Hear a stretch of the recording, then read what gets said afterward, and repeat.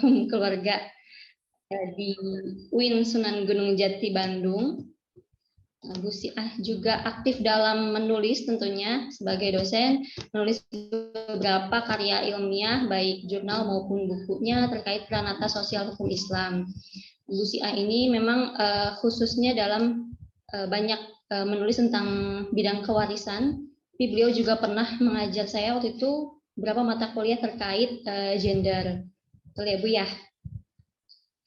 Nah, alhamdulillah baik Bapak Ibu, Kakak adik dan Akang Teteh sekalian, untuk keberkahan acara ini, mari kita mulai saja dengan bacaan basmalah secara bersama-sama.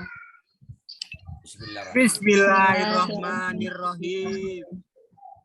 Baik, selama pemaparan materi, mohon untuk para peserta agar hikmat dalam menyimak materi yang akan disampaikan oleh kedua narasumber kita. Ketika sesi tanya jawab, baru peserta diizinkan untuk bertanya, boleh melalui raise hand atau bertanya melalui room chat. Nah, baik, sebelum kita mulai ke pemateri pertama, Ibu Dr. Dinar Kania, izinkan saya untuk membacakan CV singkat dari beliau. Ibu Dr. Dinar Dewi Kania ini menamatkan sarjananya dalam bidang Air Transportation Management dan mendapat gelar master dalam bidang sumber daya manusia. Bu Dinar ini aktif sebagai penyidik di INSIS dan merupakan direktur eksekutif di Center for Gender Studies atau CGS yang mengelola website untuk mengkaji terkait pemikiran feminisme dan gender. Beliau juga merupakan ketua dari bidang kajian AILA Indonesia. Bu Dinar juga menjawat sebagai editor dalam beberapa jurnal, diantaranya Jurnal Pendidikan Islam, Pasca Sarjana UIK, Universitas Ibnu Khaldun Bogor, serta Jurnal Pemikiran dan Peradaban Islam, Islamia. Kemudian Bu Dinar juga merupakan seorang novelis dengan nama pena Nexma Shira. Nah, novelnya terkait sejarah ada yang berjudul Misi dari Langit. Nah, selain itu, Bu Dinar juga merupakan penulis dari beberapa buku, diantaranya ada buku yang berjudul Filsafat Ilmu, Perspektif Barat dan Islam, kemudian ada bukunya tentang delusi kesetaraan gender, tinjauan kritis konsep gender, dan masih banyak lagi. Nah, Bu Dinar ini mendapat gelar doktornya di bidang pendidikan dan pemikiran Islam dengan disertasi yang berjudul Studi Komparatif Pemikiran Epistemologi Fridtjof Squon dan Syed Muhammad Naqib Al-Attas di Universitas Ibnu Khaldun Bogor yang merupakan program kaderisasi ulama Dewan Dakwah Islam Indonesia. Jadi tidak aneh jika beliau memang gemar mengkritisi pemikiran-pemikiran Barat, ya, khususnya yang tidak sesuai dengan pemikiran-pemikiran Islam. Nah, cocok sekali dengan tema kita hari ini terkait paradigma tentang child free. Nah, baik, mungkin itu saja CV singkat yang dapat saya bacakan terkait Ibu Dr. Dinar Kania. Langsung saja kepada Ibu Dinar. Apa sudah siap, Bu, untuk menyampaikan materinya?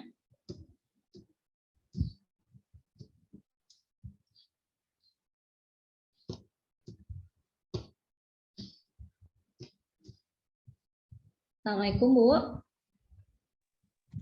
Punten Kang Rafida, Ya, Bu Dinar tadi izin sholat terlebih dahulu, mungkin boleh Ibu ya. Oh baik, kalau begitu kita ke pemateri kedua dulu, Ibu Syiah Khosyiah. Baik, saya juga akan bacakan CV singkatnya saja. Ibu Dr. Haji Syiah lahir di Cirebon tanggal 21 Juli 1962, tinggal di Cipadung Permai, Cibiru, Bandung. Menamatkan S1-nya di IAIN Syarif Hidayatullah Jakarta, kemudian S2 di IAIN Sunan Gunung Jati Bandung, dan S3-nya di UIN Sunan Gunung Jati Bandung. Beliau merupakan dosen tetap Fakultas Syariah dan Hukum UIN Sunan Gunung Jati Bandung. Nah, adapun publikasi ilmiah yang sudah beliau buat ini sangat banyak sekali. Insya Allah dari tahun 2010 ini yang disebutkan kayaknya Bu ya, yang tidak disebutkan masih banyak lagi. Ini dari 2010 sampai 2021 rata-rata tentang peranata sosial hukum Islam dalam bidang pewarisan, perkawinan, juga tentang gender. Nah, mulai dari buku juga jurnal-jurnal terakreditasi. Nah, baik, mungkin untuk mengefektifkan waktu kepada Ibu Dr. Hajah Siah Khosyiah, dipersilakan Ibu untuk menyampaikan materinya. Izin untuk durasinya kira-kira 30 menit ya Bu ya. Ya. Baik, Terima kasih ini ya. Assalamualaikum warahmatullahi wabarakatuh. Waalaikumsalam. Alhamdulillah. Alhamdulillahirabbil alamin wa bihi nasta'in. Wa ala umuri dunya waddin asyhadu an la ilaha illallah wa asyhadu anna Muhammadan abduhu wa rasuluhu la nabiyya ba'dah. Rabbi shrahli sadri wa yassirli amri wa hlul 'uqdatam min lisani yafqahu qawli. Terima kasih ini kepada pembawa acara Neng Rafida Ramlan SC MY ya. Enggak, sarjana hukum ya dulu gelarnya ya, MH ya. SSMH hukum. SY MH ya. Udah lama sekali ini saya tahun berapa Neng di S2 itu ya. Jadi ini saya bangga juga nih, ternyata sudah ada di Palembang ini. Kemudian Ibu Dr. Dinar Kania, ya ini saya juga sangat bangga ya, karena hari ini bisa dipertemukan dengan beliau yang aktivis memang di gender juga ya, ternyata. Kemudian ini saya menyambut baik ya adanya ISPAL. ISPAL ini saya kira sebagai wadah komunikasi terkait dengan Islamic Family Law gitu ya, sehingga ada hal-hal yang kontemporer. Saya kira dalam forum ini bisa berbagi informasi, berbagi bagaimana cara mengkaji hal-hal yang hubungannya dengan family law, yang sebut saja bahwa family law adalah bagian dari hukum yang hidup di masyarakat dan tidak akan pernah berhenti begitu ya. Nah, kebetulan saya boleh share screen dulu ya, Neng. Saya mau share dulu. Enggak, Ibu. Ini kebetulan materinya yang diberikan ke saya itu terkait dengan child free ya dalam perspektif hukum keluarga Islam. Ini gambarnya kayaknya Neng Rafida ini ya. Baik, jadi saya mulai dari sini ya.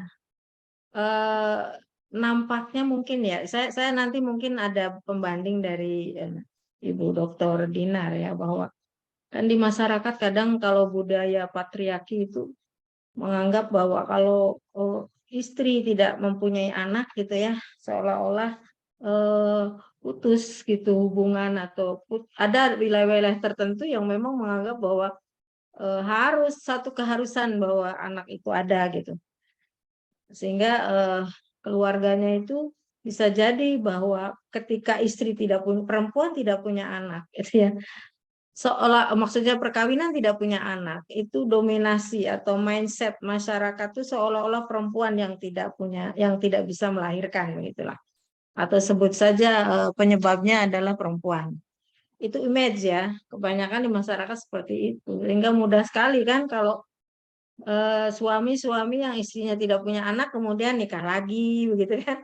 Nah, ini budaya-budaya seperti ini saya kira masih cukup signifikan dan berkembang di masyarakat lah begitu.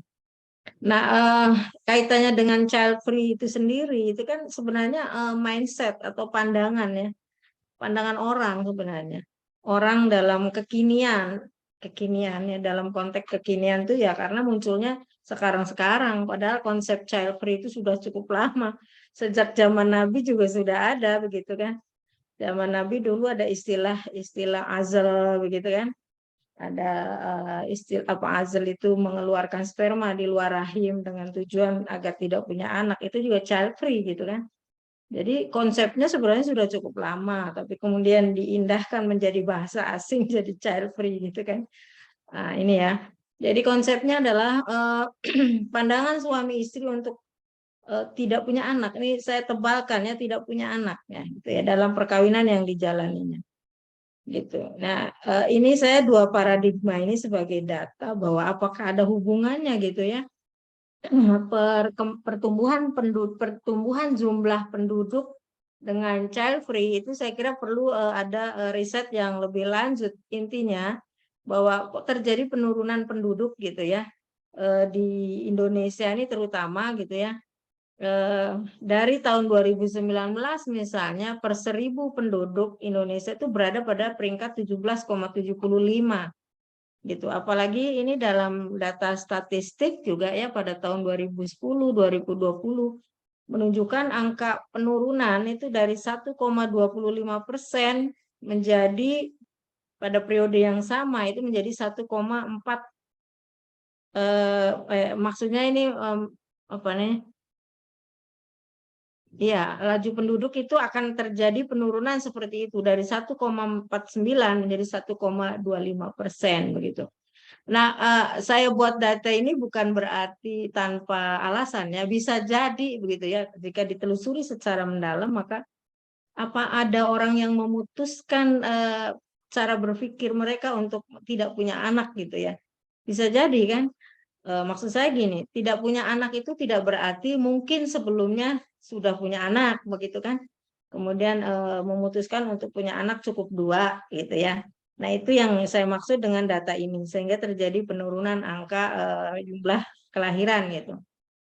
Nah kalau pasangan-pasangan baru saya kira child free ini sangat signifikan dengan istilah itu, gitu ya. Ada beberapa pasangan di kalangan masyarakat untuk memutuskan ketika nikah itu memang tidak punya anak gitu kan.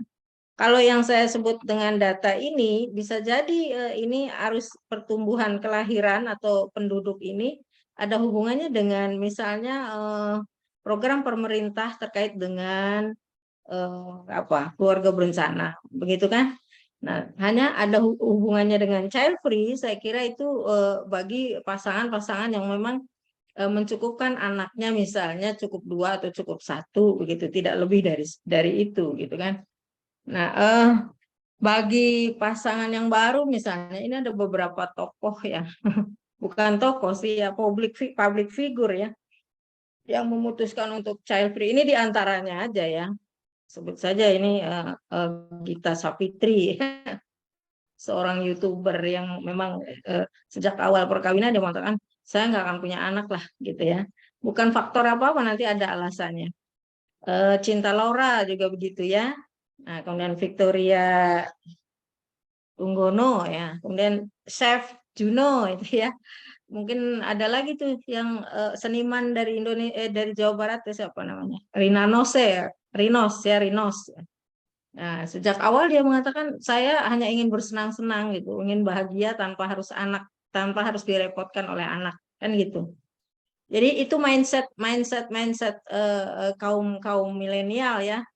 Nah, pertanyaannya nih lanjutan dari persoalan yang tadi itu ada pasangan yang memutuskan menikah lantaran hanya ingin mendapatkan keturunan, ketenangan, kedamaian, dan perlindungan kan gitu. Utamanya wanita, nggak susah-susah karena jadi perempuan itu ketika jadi istri itu banyak pekerjaannya gitu kan.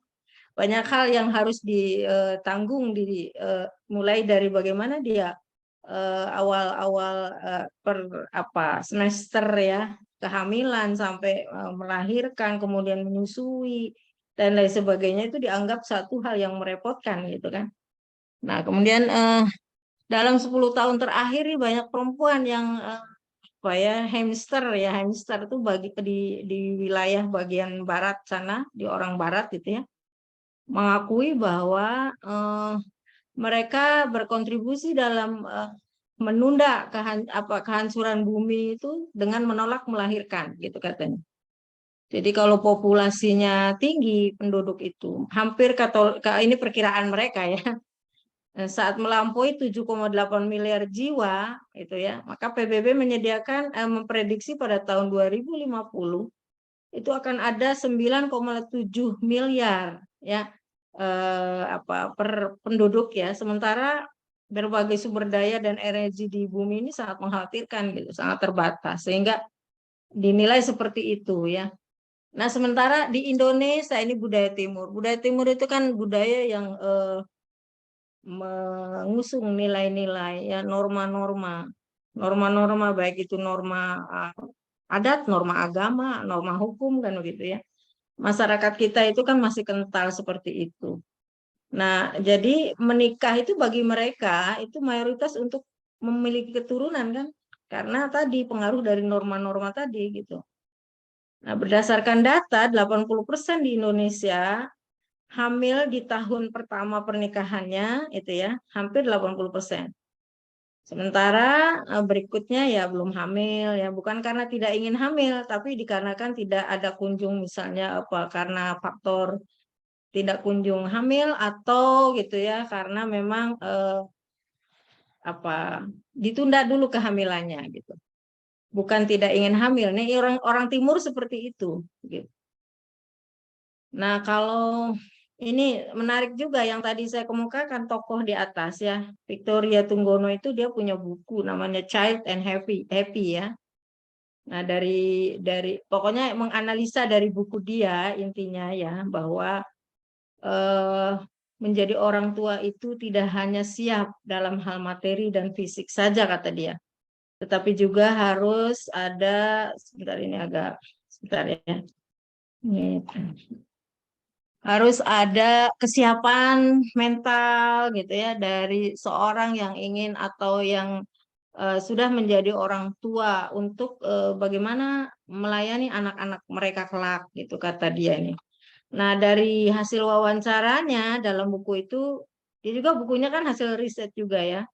Itu terdapat 14-16 orang yang memutuskan untuk child free gitu. Jadi sekitar orang yang diwawancara itu setiap diwawancara dari sekian orang itu ada sekitar 14-16 orang yang mengatakan nggak akan punya anak gitu, yang memutuskan untuk tidak punya anak.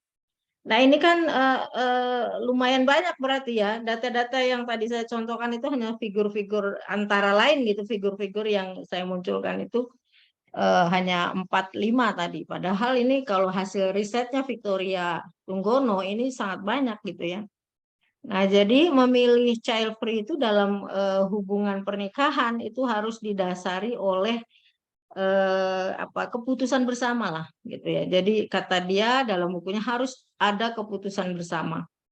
Jadi intinya jika memang keputusan bersama suami istri itu menghendaki untuk child free ya, tidak punya anak, tidak akan punya anak, maka itu bagian dari keinginan atau tujuan perkawinannya seperti itu begitu. Nah, ini dari hasil wawancara di dalam bukunya itu. Ya, ketika seorang tidak mendapatkan bahasanya pola asuh yang baik, pola asuh yang baik dari orang tua mereka, maka ya mereka itu termasuk yang akan menyusahkan begitu ya bahasanya. Hasil risetnya itu yang akan menyusahkan nanti kelak di masyarakat anak-anak tersebut gitu ya.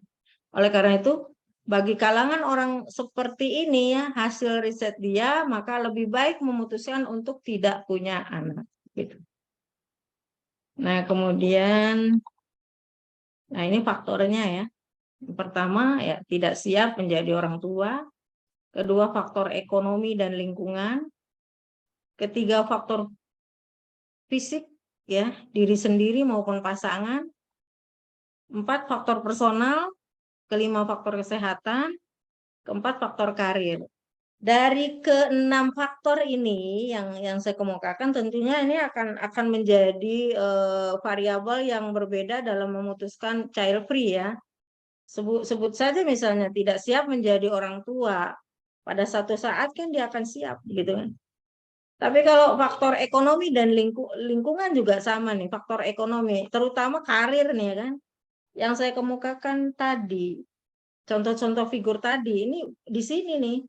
Karir ya, karir, kemudian faktor personal, Ya, misalnya tadi kan hanya ingin bersenang-senang, hidupnya berdua dengan pasangannya, begitu kan. Nah, itu yang menyebabkan keputusan mengambil sikap untuk child free dalam perkawinannya. Tapi kalau faktor kesehatan, ini ekonomi juga ada sih, sebagian dari ekonomi gitu ya. Kalau ya, ekonomi dan lingkungan, kemudian faktor fisik juga ini nanti juga akan jadi dalam tinjauan hukum Islam nih nanti ada hal-hal yang memang bisa dibenarkan gitu ya, bisa juga menjadi sebuah perilaku yang melanggar etik ya, etika atau norma-norma agama. Misalnya sebut saja norma agama karena memang orang takut gitu ya secara ekonomi misalnya. Nah, itu kan seolah-olah secara norma agama gitu ya, kaitannya terutama kaitannya dengan spiritual itu kematangan spiritual itu dipertanyakan misalnya seperti itu. Termasuk karir dan lain sebagainya. Tapi kalau kesehatan saya kira nanti kita lihat konteksnya ya di bawah ini apakah tinjauan dalam hukum Islam ini dari faktor kesehatan bisa dibenarkan atau tidak begitu. Baik, kita lanjut.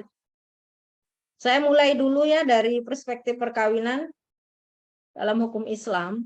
Jadi keluarga itu kan pada dasarnya merupakan rumah tangga yang dibangun dari suatu perkawinan kan gitu ya, antara seorang pria dan wanita yang dilaksanakan sesuai dengan syariat agama ya. Maksud saya jika dia beragama Islam tentunya syariat agama Islam. Nah, dalam Undang-Undang Nomor 1 Tahun 74 pasal 1 ayat 2 dan ayat 1 dan 2, pasal 2 ayat 1 dan 2 itu kan bahasanya berdasarkan agama ya, agama dan kepercayaannya. Agama yang dimaksud jika beragama Islam tentunya syariat Islam kan gitu. Nah, ini kemudian memenuhi syarat pernikahan. Oke ya, ini rukun pernikahan gitu ya. Nah, pernikahan juga itu awal membangun rumah tangga Islam dan ya keluarga yang sakinah mawadah warohmah. Jadi sebenarnya jika konsep sakinah mawadah warohmah bisa dibangun itu tidak harus lepas dari bagaimana tujuan perkawinan dalam konteks kalau tidak ada anak kita akan mawadah sakinah mawadah warohmah kan gitu. Sebenarnya ini kan dibangun sebenarnya ya karena ini sebuah konsep untuk mencari ketenangan itu harus mawadah kan gitu. Konsep mencari sakinah juga harus mawadah kan gitu. Karena sakinah itu sebenarnya tujuan perkawinan, mawadah itu alatnya, warohmah juga alatnya begitu. Jadi nah ini dalam konsep keluarga Islam ya, hukum keluarga Islam. Jadi bahwa ya tidak hanya suami istri ansih, tapi bagaimana misalnya yang namanya keluarga itu kan terdiri dari anak, ya kan? Salah satunya anak gitu ya. Suami, istri, anak, bahkan kalau disebut keluarga itu keluarga suami, keluarga istri kan begitu. Nah, tapi bagaimana misalnya dalam keluarga kecil dalam konsep suami, istri, kemudian anak ya. Konsep yang keluarga kecil dalam konsep ini, maka sakinah ini kan jadi tujuan, nah gitu kan. Artinya bahwa tidak harus ya kalau saya melihat perspektif ini, maka tidak hanya child free yang kemudian menjadi keputusan bersama supaya mencapai sakinah begitu. Karena ini alat ya, alat. Sekalipun itu punya anak kan gitu. Baik, saya lanjut ya. Nah, ini perkawinan dalam Islam ya tadi yang saya sebut sebenarnya nggak besar atau saya besarkan ya. Neng, Rafida bisa kelihatan nggak kalau kayak gini?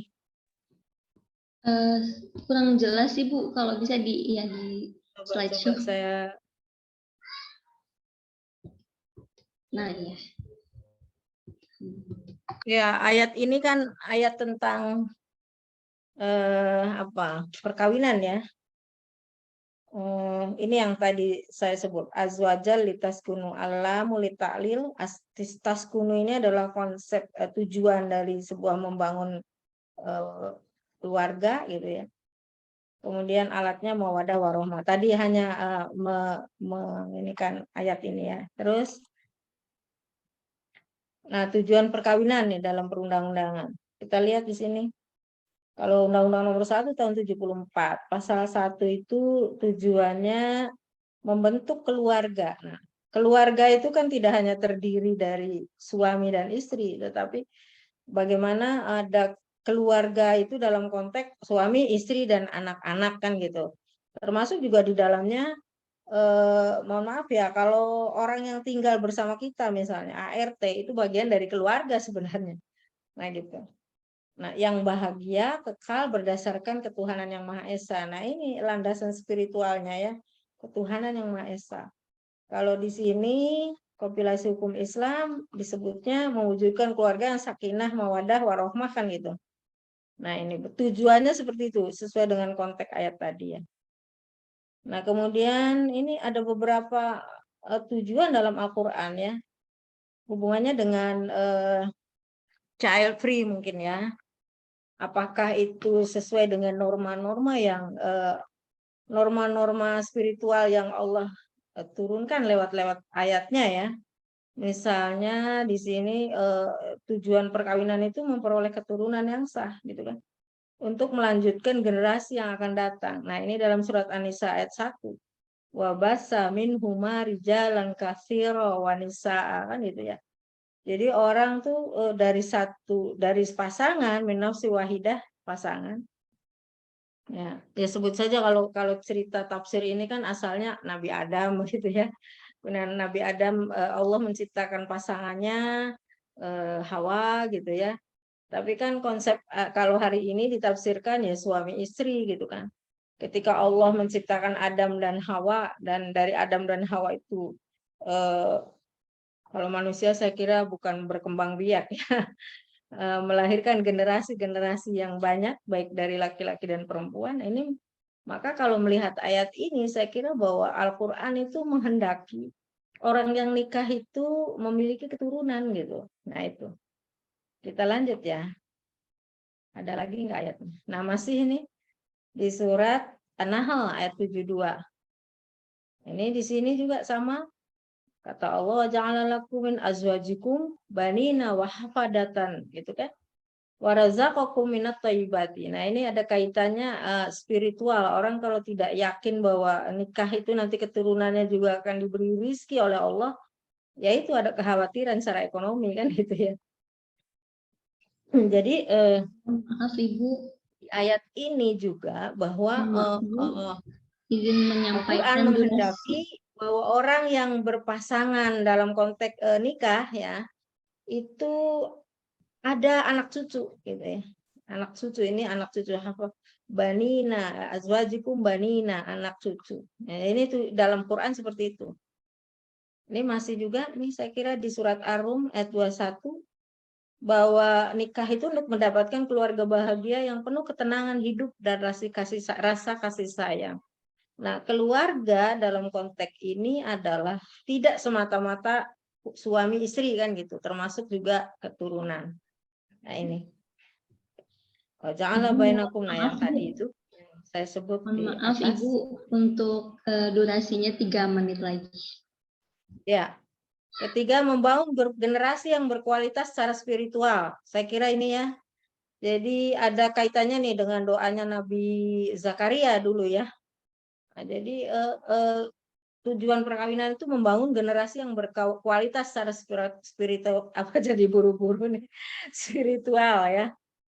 Itu. Kemudian ya kalau dalam konteks ini Rasulullah juga pernah bersabda bahwa memiliki keturunan yang berkualitas itu nanti justru akan bangga gitu ya Rasulullah kelak di hari akhir. Nah ini kan perlu konsep keimanan sebenarnya spiritual. Nah nanti akan jadi pertanyaan kalau yang memutuskan itu, nah kemana larinya ini gitu kan? Baik, child free berafiliasi dengan apa? Pentingnya memiliki ini satu memenuhi naluri manusia, fitrah. Ini dalam konsep Quran ya masih ya, saya katakan itu fitrah. Zuyina linnasi hubbu syahawat minan nisa wal banin. Nah ini. Jadi kecenderungan orang tuh kalau nikah itu fitrahnya itu ingin punya anak, ingin keturunan lah gitu kan. Berikut, anak bagian dari investasi di hari akhir. Ini juga saya kira perlu ada tadi punya spiritual yang kuat. Sebab beberapa penjelasan Rasulullah mengatakan bahwa anak itu sebagai jariah kan gitu ya. Karena kelak akan mendoakan kamu kan gitu ya. Nah ini banyak lah. Nah kita ke sini nih lari hukum Islamnya Neng bisa ditambah dikit lagi. Dikit lagi kalau buru-buru jadi bingung Ibu jelasinnya nih. Baik, dalam konsep tujuan hukum Islam ya. Jadi pada dasarnya child free itu tidak ada dalil atau sumber hukum yang jelas yang dapat dijadikan rujukan gitu.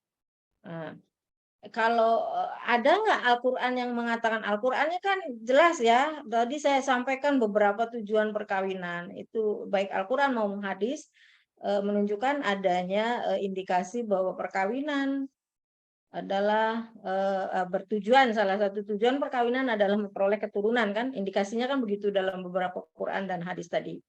Nah kalau coba kita tinjau child free dalam pendekatan maqasidus syariah ya. Jadi dalam konsep hifdzuddin, menjaga keberlangsungan kehidupan beragama, itu justru perlu orang banyak gitu kan. Nah, orang banyak ini dari mana? Ya dari keturunan yang dilahirkan dari pasangan-pasangan yang menikah. Gitu. Bayangkan jika kemudian stop, kemudian dalam jangka waktu sebut saja tadi 2050 ya, orang banyak yang tidak punya keturunan gitu ya. Maka disolatkan perlu berjamaah gitu kan. Sholat Jumat perlu berjamaah, ada sebuah kuantitasnya perlu ditentukan kan gitu. Ibadah haji membutuhkan juga volume manusia yang banyak begitu. Dan lain-lainnya. Nah, jadi sebenarnya menjaga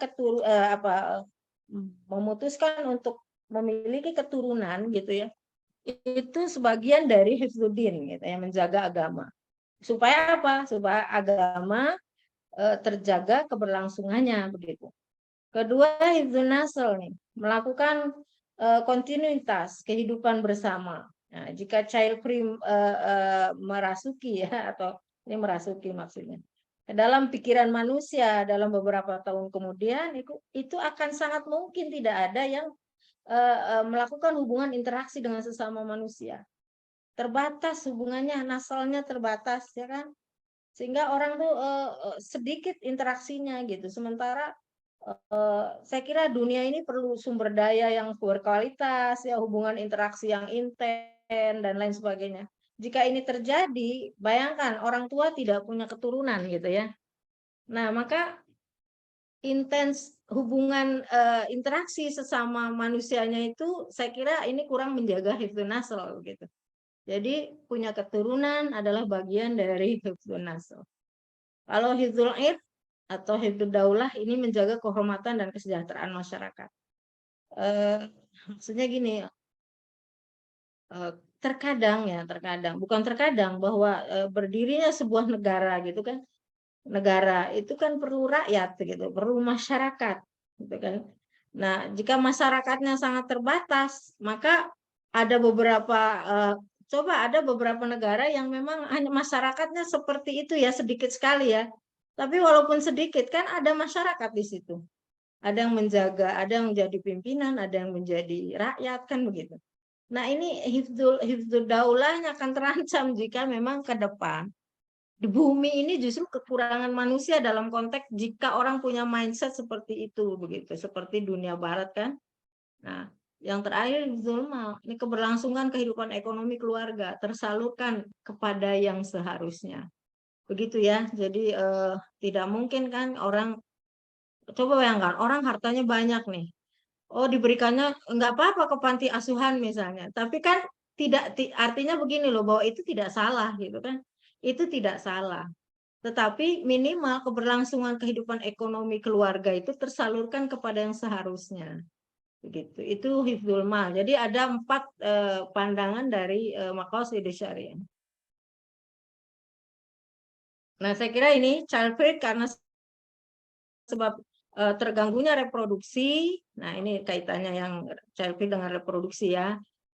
Pada pasangan maka dapat dibenarkan. Bahkan mungkin memiliki anak akan mengancam jiwa ibunya, maka child free bisa dibenarkan begitu. Ini ada kaedahnya ya, Darul Mafasid Aula min Jalbil Masolih. Saya kira sangat kental, hafal sekali nih di kalangan mahasiswanya. Kemudian child free menunda atau mengatur jarak dalam memperoleh keturunan maka tidak bertentangan dengan kemaslahatan. Sebut saja, bukan ini memutuskannya kan begini loh. Ada pandangan memang kalau itu child free dalam konteks bahwa sebut saja dianalogikan dengan azal ya. Kalau itu azal itu dalam konteks apa namanya belum terjadi pembuahan itu kan gitu. Karena memang dikeluarkannya di luar rahim kan begitu ya.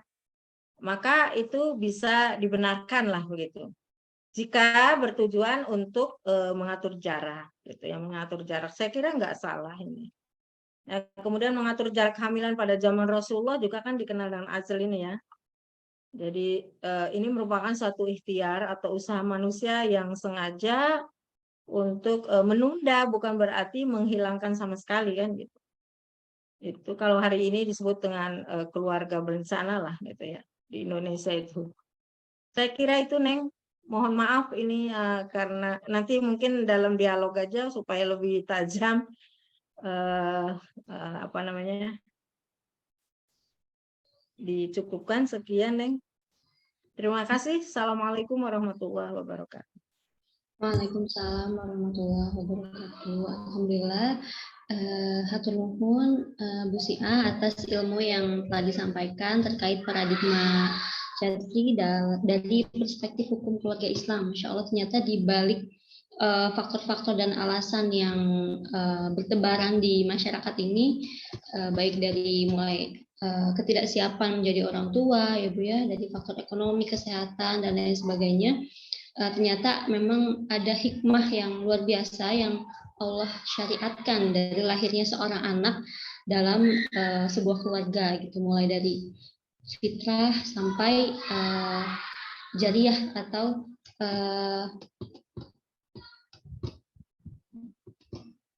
investasi gitu ya. Ternyata ada dari lahirnya seorang anak itu. Alhamdulillah, jazakumullah khairan katsiran kepada Ibu Sia. Baik, insya Allah kita lanjutkan baik dari materi selanjutnya. Harap bersabar para peserta yang akan mengajukan pertanyaan, boleh disimpan dulu pertanyaannya atau boleh dilontarkan di kolom chatnya. Kita lanjutkan ke pemateri selanjutnya, yaitu Ibu Dr. Dinar Dewi Kania. Ibu, Assalamualaikum. Ya, waalaikumsalam warahmatullahi wabarakatuh. Suara saya kecil ya, Mbak? Jelas Iya, atau? alhamdulillah Bu, terdengar. Jelas. Baik, alhamdulillah. Iya, baik. Untuk CV Ibu tadi sudah saya bacakan sebelumnya. Untuk waktu dan tempat disilahkan Bu, durasinya sama 30 menit ya Bu. Ya baik, saya izin share screen ya, slide-nya. Iya, silakan Bu. Bismillahirrahmanirrahim. Assalamualaikum warahmatullahi wabarakatuh. Innal hamdalillah nahmaduhu wa nasta'inuhu wa nastaghfiruh wa na'udzu billahi min shururi anfusina wa min sayyiati a'malina. May yahdihillahu fala mudilla lahu wa may yudlil fala hadiya lahu. Asyhadu an la ilaha illallah wahdahu la syarika lah wa asyhadu anna Muhammadan abduhu wa rasuluh. Baik, Bapak Ibu semua ya yang hadir dalam ruang Zoom ini, Bu Aisyah yang sudah mengawali di awal. Saya mungkin melanjutkan saja tadi pemaparan dari Bu Sia yang terkait child free, fenomena child free ini yang dalam timbangan mungkin lebih kepada kepemikiran ya, bagaimana ada diskursus. Jadi gini, child free ini bukan lahir dari ruang kosong gitu. Jadi di sini memang ada penyebab ya, dengan ada lahirnya gerakan feminisme gitu. Itu ada pengaruhnya terhadap maraknya gerakan child free ini dan di Barat ataupun di Indonesia. Nah, ini kita kan seorang Muslim ya, jadi kita menimbangnya dengan worldview Islam ya. Jadi bukan hanya hukum Islam, tadi ada makosid ya. Jadi lalu dalam tadi Bu Cia merupakan perspektif gimana sih dalam hukum Islamnya keluarga dan lain-lain. Nah di sini kita harus melihat bahwa konsep worldview itu sebenarnya adalah lebih harus ketika kita berbenturan dengan satu buah pemikiran gitu ya. Di sini tidak ada yang pemikiran itu yang dalam tanda kutip itu lahir tanpa worldview ya. Jadi child free ini juga lahir dari satu peradaban, dari satu pemikiran ya, dari satu worldview yang akhirnya hadir di tengah-tengah kita karena memang tadi adanya globalisasi, interaksi antar negara, antar batas-batas wilayahnya sudah tidak ada ya, sehingga apa yang ada di sana dengan mudah diterima ya oleh masyarakat di dunia lain. Nah ini di Indonesia tadi sudah dijelaskan memang ada fenomena child free ya, jadi sudah resmi. Nah, ini salah satu ininya ya, saya baca di Jakarta Post sudah ada kelompoknya yang awalnya adalah orang-orang yang mereka merasa ketika mereka memutuskan child free itu mendapatkan tekanan dari masyarakat lah, itulah kurang lebihnya ya. Dianggap sesuatu yang aneh gitu ya, sehingga mereka perlu support group.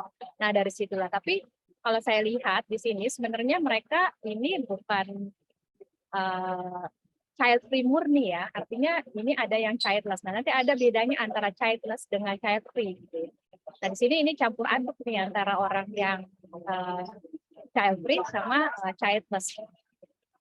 Nah sampai tadi sudah dijelaskan Bu Sia sampai ada conference-nya, ya ada mereka pakai argumentasi tentang climate change gitu ya, bahwa dengan adanya ledakan populasi ini sebenarnya bumi jika ingin sustain salah satunya adalah dengan mengontrol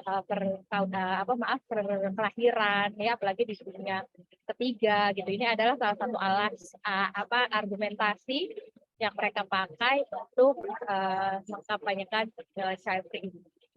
Nah, child free sendiri di Barat sebenarnya menjadi sorotan ya. Jadi bukan sesuatu yang mereka anggap take it for granted, tapi banyak kekhawatiran. Walaupun nanti kekhawatiran itu berbeda dengan kita gitu. Tadi Bu Sia sudah bilang bahwa negara itu butuh butuh masyarakat ya Mas, butuh angkatan kerja muda yang untuk melangsungkan roda perekonomian gitu ya. Jadi ini juga meresahkan mereka sebenarnya.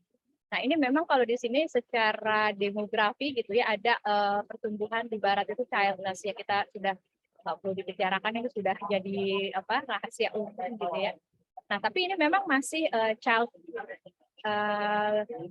childless ya. Jadi memang jadi orang-orang yang di Barat itu karena mungkin mereka sudah mengakses alat-alat kontrasepsi dari muda gitu ya, sehingga ketika mereka dewasa dan memutuskan untuk hamil misalnya ya, itu tidak semudah orang-orang di dunia Islam atau orang-orang yang memang tidak memiliki akses kepada kontrasepsi sebelum menikah gitu ya, sehingga ketika mereka dari muda udah dari age of consent itu udah biasa pakai alat kontrasepsi, tentunya akhirnya menjadi sedikit kurang fertile gitu ya. Jadi ada memang riset mengatakan bahwa ketika kita sering menggunakan kontrasepsi ya memang fertilitas itu akan terganggu gitu. Nah, tapi di sini ada child free itu lebih choice to be childless. Jadi ada kata-kata kuncinya adalah consent atau tadi ada pilihan. Ya, jadi ada perbedaan di sini. Jadi why the choice to be childless is bad for America. Jadi sebenarnya Barat juga udah kelimpungan gitu ya, bahwa orang-orang banyak yang memilih untuk tidak memiliki anak. Nah, child free sendiri ya kalau di dalam kamus gitu ya, memang di mana kondisi seorang ibu tidak memiliki anak. Nah di sini, tetapi sebenarnya dulu itu awal-awal itu memang mereka riset terkait childless ini. Jadi kenapa sih orang tidak memiliki anak gitu ya. Jadi ada di situ kata-kata pilihan tuh tadi yang Bu Sia udah jelaskan ya, ada yang karena faktor reproduksinya, ya kesehatan, ekonomi dan lain-lain gitu ya. Nah mereka tidak membedakan antara childless dengan child free ini. Nah, tetapi pada perkembangannya ya tahun 80-an itu memang child free ini lebih diumum dipakai, sudah mulai dipakai. Kenapa? Karena memang mereka tidak mau disamakan ya ini dengan bahwa orang-orang yang memilih untuk tidak punya anak itu beda loh dengan mereka yang tidak bisa punya anak. Ya, orang yang tidak bisa punya anak itu mereka terpaksa sehingga otonomi ya. Jadi otonomi tubuhnya itu tetap saja mereka menurut pada patriarki lah, itu istilah mereka ya. Jadi karena mereka tetap ingin punya anak ya, artinya pandangan mereka itu tetap pandangan tradisional ya, mereka anggap itu yang ketika nikah itu harus punya anak gitu ya. Jadi mereka ibaratnya masih terbelenggu ya, tertindas oleh konsep-konsep patriarki yang mereka anggap itu ya udah perempuan pokoknya kalau nggak nikah harus punya anak ya, berkeluarga harus punya anak.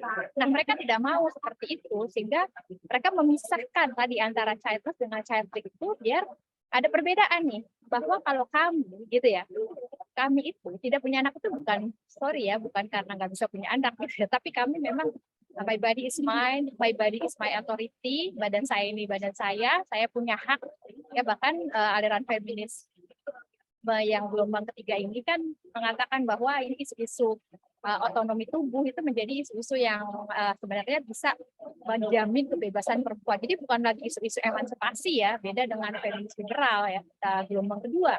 Tapi ini sudah menjadi isu-isu gelombang ketiga yang lebih kepada alat reproduksi ya, bagaimana mengontrol atau otonomi tubuh ya, isu-isu pertumbuhan kalau kita. Nah, sehingga memang disitulah letak tadi ya, kontestasi pemikiran itu di sini. Makanya ini kita tidak bisa melihat secara bahwa ini fenomena ini tidak ada hubungannya dengan kontestasi pemikiran, karena dengan adanya gerakan child free ini sebenarnya mereka mengatakan bahwa tadi ini adalah semata-mata konsen, semata-mata choice ya, bukan lagi semata-mata kita tidak bisa punya anak, tapi ini adalah choice bahwa perempuan harus memutuskan untuk apa tubuhnya digunakan. Nah di sini sejarahnya ya, sebenarnya ada sejarahnya ternyata child free ini. Tahun 1972 ini ada seorang aktivis ya di barat namanya Ellen Pack dan Shirley Rand mendirikan National Organization for Non-Parent. Nah, non-parent ini maksudnya dia ini memang merasa ya, menurut survei-survei menjadi keluarga tanpa anak yang memutuskan tanpa anak itu ternyata lebih bahagia. Jadi sebenarnya sumber ketidakbahagiaan perempuan itu salah satunya karena anak, itulah kurang lebihnya ya. Jadi ya kita harus membebaskan diri dari pemikiran bahwa anak itu fulfilling. Ya, memiliki anak itu kan selama ini yang kalau kita tahu ya gitu ya, bahwa kepuasan seorang perempuan itu ketika punya anak, keluarga itu baru puas gitu ya, baru akan ini ketika punya anak. Nah ini dia bilang tidak seperti itu, ternyata banyak perempuan-perempuan itu yang justru menderita karena anak. Nah sehingga mereka ini mendirikan non, ini sama seperti tadi yang di Indonesia ya, tadi organisasi child free. Jadi ternyata di Amerika pada era itu juga mereka mendapat tekanan masyarakat, gitu. Artinya ketika mereka memutuskan untuk tidak anak, dianggap egois, dianggap mereka nggak mau ingin karir ya. Jadi sehingga mereka perlu support group. Nah di sini non ini hadir untuk seperti itu. Tapi ternyata memang tidak terlalu diterima nih gerakan non ini. Karena isu-isunya sepertinya menjelek-jelekan gitu ya kalau kita bilang fungsi orang keluarga yang memang memiliki anak. Jadi head to head dengan, padahal tadi Bu Sia kan bilang ini sudah fitrah orang yang menikah itu pengen punya anak kan. Nah jadi akhirnya mereka rubah strategi ya dengan adanya gerakan feminis yang mengangkat isu reproductive rights ini, hak-hak reproduksi. Nah mereka akhirnya mengatakan bahwa salah satu hak reproduksi dari perempuan itu adalah bebas memiliki anak atau tidak gitu. Ya nggak boleh ada yang bisa mengontrol rahim seorang perempuan. Nah karena itu ketemu ya secara ideologi lah, artinya sama-sama akhirnya mereka masuk bahwa merangkul bahasa pilihannya ini adalah reproductive choice. Nah di sini ya tadi kata-kata choice ini menjadi kata kunci di gerakan child free ini. Jadi tadi akhirnya beda antara childless dengan child free, karena child free ini memang sudah sebuah ideologi yang dia memang mengatakan dia tidak akan punya anak gitu ya, memilih untuk tidak punya anak. Nah akhirnya itu diterima ya, bahkan menjadi ini. Nah ini kita lihat non parenthood. Jadi dari non parenthood jadi ke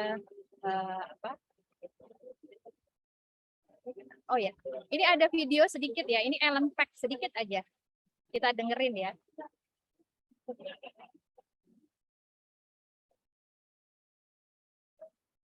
Ini Ellen Pack, ini sedang diinterview ya.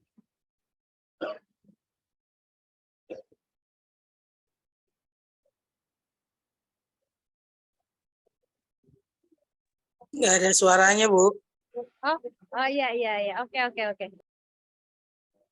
Oke. Maaf, saya pakai ini soalnya di luar. Oke, ini saya skip aja. Jadi intinya, ini Ellen Peck ini mengatakan tadi yang bahwa dia kan mendirikan non parental organization gitu ya, yang mengkampanyekan child free itu. Ya itu alasannya tadi, ya kamu dibenci oleh banyak orang ya karena sepertinya mengkampanyekan sesuatu yang tidak natural gitu ya. Terus akhirnya dia bilang gitu loh, saya hanya mengkampanyekan fakta. Ya fakta bahwa di statistik dikatakan perempuan yang bahagia itu justru perempuan yang tidak punya anak, pasangan-pasangan tidak punya anak. Itu salah saya gitu ya, justru dia di situ diwawancaranya. Nah, Ellen Peck ini ya, dia sebelum menulis buku Baby Trap ini yang memang sepertinya sangat sinis ya terhadap orang-orang yang memiliki anak. Ellen Peck ini buku-bukunya itu banyak pada masanya ya tahun 70-an itu mengkampanyekan bagaimana erotisme di terkait seksualitas remaja. Jadi dia memang orang yang mengkampanyekan seks bebas lah kalau kita bilang sekarang gitu ya. Buku-bukunya tuh karena tahun 70-an di Amerika itu orang yang kumpul ketahuan itu diusir ya, misalnya ada apartemen gitu ya, ada itu sesuatu, ada misalnya ada hamil di luar nikah, mereka akan dikasih ke orang tuanya di kampung gitu ya, ntar udah lahir dikirim lagi ke kota. Mereka masih di tahun 70-an tuh masih seperti itu gitu, 60 70-an. Jadi Ellen Peck ini termasuk orang-orang yang ya pertama kali mendobrak ya konsep-konsep seksualitas yang dianggap tabu oleh masyarakat Amerika yang memang mereka kan masih lebih dinilai agama Kristen saat itu. Ya, seperti itu.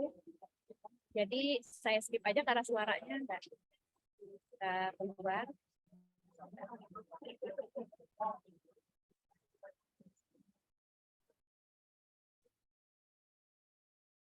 Oke, saya next.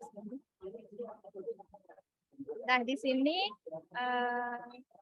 kita tadi kan konsep intinya ya adalah terkait choice ya, moral magic of consent. Nah, ini jadi dengan tadi merebaknya tadi kata kuncinya adalah choice, consent. Nah, memang ahli-ahli hukum di barat itu udah mulai memikirkan ya salah satu filosofi dari hukum itu sendiri terkait konsen ini. Jadi ada dalam artikel jurnal ya judulnya ini Moral Magic of Consent dikatakan bahwa dengan adanya konsep konsen ini di dalam mengindikan masalah moralitas gitu ya. Jadi bukan konsep misalnya untuk sesuatu yang misalnya akad perdagangan yang legal gitu ya, muamalah yang memang legal kita, atau misalnya konsen dalam hal pernikahan itu sesuatu yang hukum Islam sih mungkin udah tahu itu adalah sesuatu syarat gitu ya. Tapi konsen yang di sini adalah terkait moralitas ya, yang dianggap masalah-masalah yang dulu itu adalah sesuatu yang dianggap tabu. Contohnya kayak seks. Nah ini kan kita akan kemarin sempat heboh seksual consent. Ya ini karena kalau dulu ya di mana sebuah pernikahan itu dianggap legal itu ketika ada akad ya di situ ya, dan ketika akad harus ada konsen dari kedua belah pihak. Nah ini ranah hukum ya. Nah, tapi kalau di sini tidak begitu ya. Jadi mereka mengatakan bahwa dengan adanya konsen ini sebenarnya hal-hal yang tabu itu bisa menjadi oke.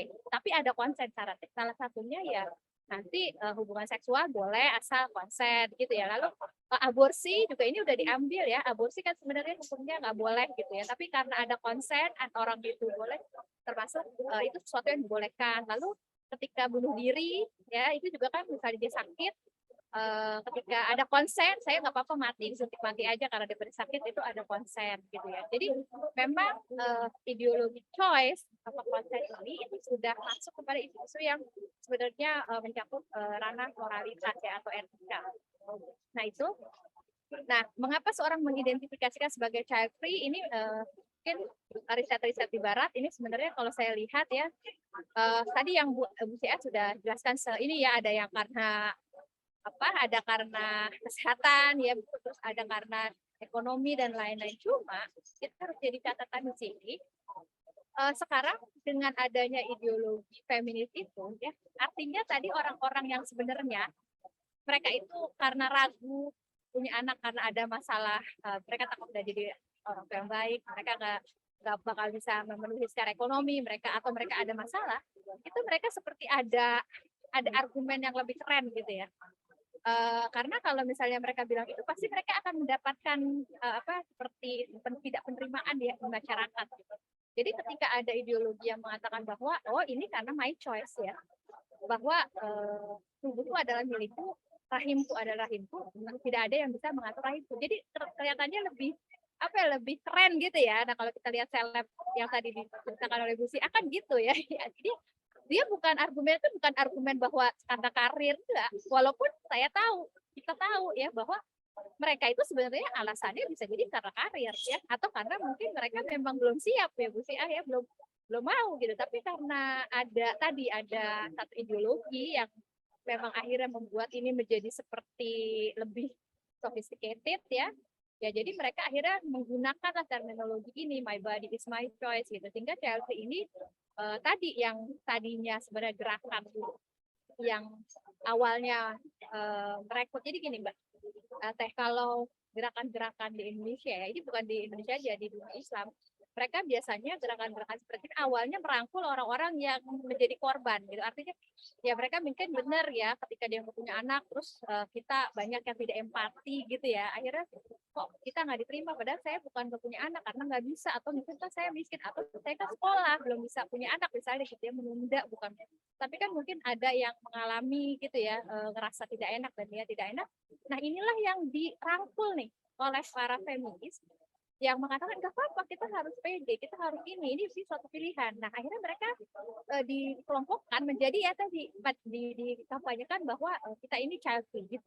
Padahal beda loh kondisinya. Satu, mereka sebenarnya memang dia tidak mau punya anak karena ada satu hal, jadi nggak bisa sebenarnya dianggap child free mereka. Ya mereka childless, tapi bukan sesuatu yang childless ini bukan sesuatu karena ada itu, tapi akhirnya mereka dirangkul oleh para kelompok feminis dan liberalis dan lain-lain. Jadi ya supaya mereka akhirnya bisa membesarkan organisasi mereka. Jadi modusnya itu seperti itu. Ya, ini harus kalau kita yang bergerak di pemikiran, memang kita sudah melihat tadi ada motif-motif yang sebenarnya ya itu sih sudah biasa aja. Saya aja punya teman ya udah udah lama banget ya, salah satu dosen juga yang memang dia non Islam tapi dia nggak punya anak. Terus saya bilang saya sama suami waktu nikah itu udah kontrak gitu ya, nggak mau punya anak. Kenapa Bu nggak mau punya anak? Karena gimana ya, nanti kita udah tua, udah susah-susah ngerawat, dimasukin ke panti jompo tuh. Saudara saya juga gitu, udah tua ngerawat-rawat, dimasukin panti jompo tuh. Begitu belum kalau anaknya nakal, bla bla bla gitu ya. Jadi dan itu jujur gitu ya, bahwa mereka memang merasa ada kesulitan kalau begitu punya. Tapi kan itu terjadi di zaman saya. Di zaman ini tuh argumentasi bukan seperti itu. Walaupun penyebabnya tadi benar yang disebutkan Bu Sia, tapi mereka menjadikan itu argumentasinya sepertinya menjadi hujah yang lebih kuat dan tidak akan mendapatkan tekanan dari keluarga segala macam. Nah ini makanya sebenarnya riset di Barat pun tentang penyebab child free itu macam-macam ya, sampai akhirnya tidak ada yang jelas gitu lah. Sebenarnya apa yang menyebabkan. Nah tadi karena waktunya terbatas ya, ini dalam timbangan Worldview of Islam karena saya bukan ahli hukum Islam, tapi tadi sudah dijelaskan tujuan pernikahan. Nah sebenarnya saya ingin menginikan pandangan dari Imam Al-Ghazali ya. Ini aja saya ngutip dari ulama. Jadi memang katanya Imam Al-Ghazali itu mengibaratkan pemilik tanah yang menyerahkan bibit-bibit alat pertanian kepada buruh tani. Ya tapi udah dikasih alatnya, udah dikasih benihnya, tapi dia nggak mau bertani. Ya pasti kan pemilik tanah itu akan kesel ya, akan marah. Nah begitu juga Allah Subhanahu Wa Taala. Ketika menciptakan perempuan dengan alat-alat reproduksi itu untuk menciptakan kehidupan, masa nggak digunakan? Ya kecuali dia tidak mau menikah. Ya tidak mau menikah atau mungkin belum ada jodohnya, itu kita keluarkan loh. Ini kan yang kita bicarakan yang choice, yang mereka memilih tidak menikah. Nah ini ada karena tanpa alasan yang syar'i gitu ya, tanpa alasan yang didukung oleh konsep-konsep yang diakui lah oleh Islam. Nah atau misalnya dia memilih menikah dan tidak punya anak, tapi tadi ya, alasannya itu adalah sesuatu yang sebenarnya tidak masuk akal ya tadi otonomi tubuh atau segala macam ya, atau dia mungkin takut tidak percaya dengan janji Allah untuk mencukupkan rezeki ya, dan macam-macam. Nah itu adalah hal-hal yang akan membuat Allah Azza wa Jalla ini ya tentunya akan kenapa kita dikasih potensi tetapi tidak digunakan. Ya intinya seperti itu ya. Jadi hanya itu mungkin karena di sini ya kalau kita lihat banyak sekali hadis-hadis juga yang kenapa memiliki keturunan itu adalah hal yang baik ya, mencari kecintaan Rasulullah, mendapatkan kecintaan dari Allah ya, mencari keberkahan ya, pahala anak soleh. Nah itu juga tidak berarti tadi ya udah mengatakan ketika meninggal bagaimana gitu ya, nggak ada yang menyolotkan itu butuh orang tua ya, ini juga keberkahan. Tadi atur 21 ya, ketika nanti misalnya orang tua dan anak ya, ketika orang tuanya itu memiliki derajat yang lebih daripada anaknya, ternyata anaknya itu untuk menghibur orang tua yang soleh itu anaknya bisa masuk gitu dalam surga yang sama dengan orang tuanya. Atau kebalikan, ketika orang tua memiliki anak yang soleh, ketika anaknya itu dapat hadiah untuk mengangkat orang tuanya itu menjadi teman lah di surga yang sama kalau sama-sama masuk surga itu. Dan Allah tidak nah ini kuncinya kan, ada juga orang yang berargumentasi gini, saya nanti kalau punya anak, takutnya anak saya nggak soleh gitu ya, sehingga akan malah menjadi problem. Nah ini satu ya, dia berburuk sangka. Itu tandanya dia berburuk sangka dengan dirinya sendiri. Terus kedua, berburuk sangka kepada Allah Subhanahu Wa Taala. Ya kan, orang itu dinilai dengan ikhtiarnya. Ya berarti dia tidak ada motivasi untuk memperbaiki diri. Ya, itu dia tidak ada motivasi untuk memperbaiki diri, sehingga harusnya dia bagaimana berusaha untuk jadi ibu kan, belajar dan semua itu kan proses pembelajaran, nggak ada yang ujuk-ujuk langsung jadi ibu yang baik, jadi ayah yang baik, enggak, itu semua proses. Nah dia udah berburuk sangka dengan dirinya, berusaha dengan Allah. Dan kedua, kita udah tahu ketika kita sudah berusaha, kan Allah di sini tidak menghukum ketika kita sudah mengajari anak kita tapi dia tidak melaksanakan. Itulah ajaran Islam ya. Ketika anaknya baik, kita mendapatkan keuntungan gitu. Tapi ketika anaknya buruk dan kita sudah mengajarkan, itu tidak menjadi dosa kita. Nah ini kan ada sesuatu yang sebenarnya harus dipahami orang-orang yang memilih tadi karena takut misalnya melahirkan generasi yang lemah gitu ya, atau orang-orang yang tidak bertakwa. Itu saja, mungkin nanti sisanya bisa dibaca. Ini belum syafaat ketika anak meninggal ya, ada anak 2 orang, 3 orang anaknya kecil sebelum balik meninggal, itu jadi syafaat. Masya Allah gitu ya, ini banyak sekali ya, sehingga kesimpulannya di sini ya penelitian tentang Syafi'i banyak menekankan pada sudut pandang perempuan semata, tapi jarang penelitian yang menekankan sudut pandang laki-laki dan anak-anak. Maksudnya di sini keluarga. Nah tadi Bu Tia juga makan bahwa ini harus kita melihat secara holistik. Artinya di situ perdebatan riset yang tidak melihat sudut pandang perempuan, tapi juga laki-laki dan anak-anak ya, keluarga di sini itu harus harus dikaitkan dengan pemahaman Syafi'i. Paradigma Syafi'i berpotensi sebenarnya merusak nilai-nilai keluarga natural ya, di mana keluarga natural ada konsep keluarga yang dibangun atas dasar nilai-nilai agama yang diakui. Kayaknya itu aja Teh ya. Terima kasih. Wassalamualaikum warahmatullahi wabarakatuh. Waalaikumsalam warahmatullahi wabarakatuh. Terima kasih banyak Bu Dinar atas penyampaian materinya. Sangat luar biasa sekali, pemikiran mendalam diiringi dari beberapa riset terbaru ya Bu ya tentang chat free ini, insya Allah sangat bermanfaat sekali bagi kami. Baik, alhamdulillah para peserta ini sudah ada yang ngantri Bu, mau nanya terkait materi kita hari ini. Ini sepertinya rame dari mahasiswa saya Bu di UIN Raden Fatah Palembang. Ini ada 4 pertanyaan, 5. Nah, mungkin saya bacakan dulu yang pertama dari Hana Az-Zahra. Assalamualaikum Bu, izin bertanya, jika seorang memutuskan untuk child free dikarenakan trauma psikologis yang ia dapatkan sewaktu kecil, kemudian ia takut semua peristiwa buruk yang dialaminya dahulu terjadi pada anaknya, oleh karena itu ia memutuskan untuk child free. Nah, bagaimana menurut pandangan hukum Islamnya? Nah, ini mungkin akan dijawab oleh Bu Siah ya, Bu. Gimana, Bu? Ya. Iya, silakan, Bu. Langsung ya, Neng? Ya, silakan, Bu, langsung aja. Baik, terima kasih. Siapa? Hana ya. Sebenarnya Ibu bukan ahli psikolog ya. Kalau bicara trauma psikologis itu kan hubungannya dengan ya psikologi gitu. Nanti mungkin akan dilengkapi oleh Bu Dinar dari hasil riset nih, mungkin beliau sudah menangani bagaimana ya kan ini aktivis gender ya, biasanya banyak kalangan orang-orang yang korban apa kekerasan gender dalam konteks perempuan korban kekerasan keluarga ya. Baik, tapi minimal begini ya. Jika trauma, saya tadi lagi-lagi saya bukan orang psikologi, tapi minimal saya memberi arahan bahwa trauma itu kan perlu diobati ya, karena itu masalah psikologi. Oleh karena itu misalnya nih, mengobatinya dengan cara apa? Itu ya, memulihkan traumanya dengan cara apa? Sebut saja misalnya fokus pada hal-hal yang penting lah gitu kan. Kedua misalnya kembali ke apa ya, ke rutinitas sehari-hari begitu. Kemudian apa ya?